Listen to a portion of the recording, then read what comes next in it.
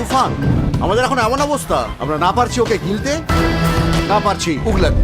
Hey guys and what's up, welcome back once again. আজকের এই ভিডিওটা কোনো রোস্টিং ভিডিও না, আজকের এই ভিডিওটা রিভিউ ভিডিও। আজকে আমি রিভিউ করতে যাচ্ছি একটি সিনেমা, যে সিনেমাটা বাংলাদেশে রিসেন্টলি ঝড় তুলে দিয়েছে, যে সিনেমাটা মেগাস্টার শাকিব খানের হাত ধরে এসেছে। চলো বেশি কথা না বাড়িয়ে আমরা মেন ভিডিওর দিকে যাওয়া যাক।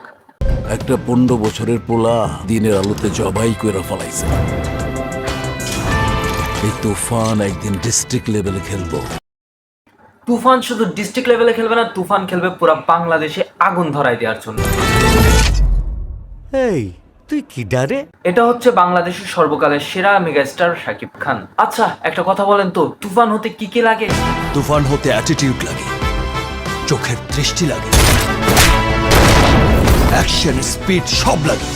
আর এই সকল ধরনের গুণাবলী দেখা গেছে শাকিব খানকে এই সিনেমার মধ্যে। এই সিনেমাতে শাকিব খানকে টক্কর দেওয়ার জন্য আরো একটি মেগাস্টার রয়েছে, যাকে আমরা চঞ্চল চৌধুরী হিসাবে চিনি। বডি দিয়ে খেলে তুফানের সঙ্গে জেতা যাবে না, খেলতে হবে মাথা দিয়ে।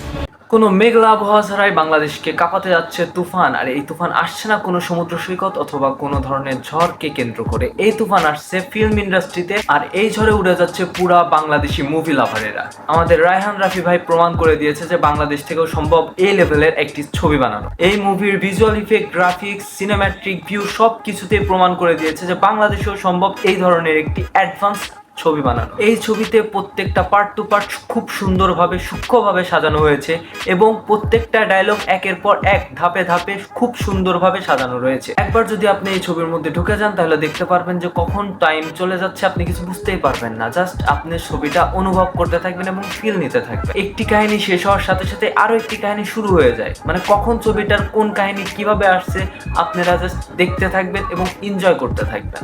যদি হলের বাইরে রিভিউ দেখেন তাহলে হলের বাইরে রিভিউ গুলো আপনাদের সামনে আমি একটু দেখাচ্ছি যে মানুষের লিটারালি অবস্থা কেমন হয়ে গেছে হলের বাইরে। পুরাই উড়াধুরা, সাসপেন্স অসাধারণ ছিল, খুব মাথা নষ্ট। স্পেশাল ছিল, লুকিং গুলো জাস্ট ওয়াও ছিল। এই ছবিটা দেখার পর মানুষের কথোপকথন জাস্ট একটাই, ওয়াও। মিথ্যা কথা, আমি বিশ্বাস করি না। দেখেন আপা, আপনি বিশ্বাস করেন বা না করেন তাতে আমার কিছু যায় আসে না। বিশ্বাস যদি নাই করেন তাহলে হলে গিয়ে একবার এই ছবিটা দেখে আসবেন। দেখে আসার পর আপনার মতামত আমাকে জানাবেন। আমিও আপনার মতামত জানতে চাই যে আসলে এই ছবিটা আপনার কাছে কেমন লেগেছে। এই ছবিটা দেখার পর আপনার মুখ থেকেও ঠিক আমার মতো একটা কথাই বের হবে, জাস্ট ওয়াও। এইটাও সম্ভব? সম্ভব ভাই সম্ভব। বাংলাদেশে চেষ্টা করলে বর্তমানে সবকিছুই সম্ভব। আর যদি সম্ভব নাই হতো তাহলে হয়তোবা এই ধরনের মুভি আমরা দেখতে পারতাম না এই বাংলাদেশের বুকে। কথা কি ক্লিয়ার না ভেজাল আছে? কথা একদমই ক্লিয়ার, আমার কথার মধ্যে কোনো ভেজাল নেই। কথা যদি ভেজালই থাকতো তাহলে তো তোমরা বুঝতেই পারতে। আমাদের বাংলাদেশে প্রয়োজন এই ধরনের সিনেমা আরো তৈরি করা, আরো ধরনের নতুন নতুন কন্টেন্ট নিয়ে আসা। আরে চোখের পানিতে বুকটা ভাইসা যায়। আসলে চোখের পানিতে বুকটা ভাইসা যায়, কারণ এর আগে তো আমাদের বাংলাদেশে এই ধরনের সিনেমা আসেনি। এইবারই আমরা প্রথম এই ধরনের একটি সিনেমা পাচ্ছি, যেটাতে কালার, গ্রাফিক্স সবকিছুতেই একদম মশলাদার একটি সিনেমা। আমাদের বাংলাদেশের মেগাস্টার শাকিব খানের হাত ধরেই এই ধরনের সিনেমা আসাটা প্রয়োজন ছিল এবং আমরা পেয়েছি।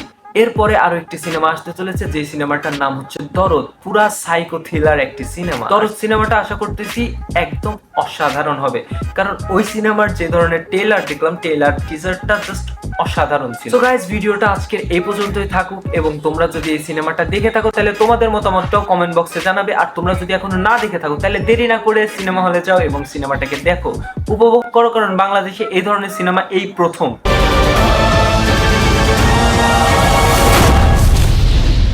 একটা যদি সুযোগ পাই তুফানকে খেয়ে দেবো স্যার।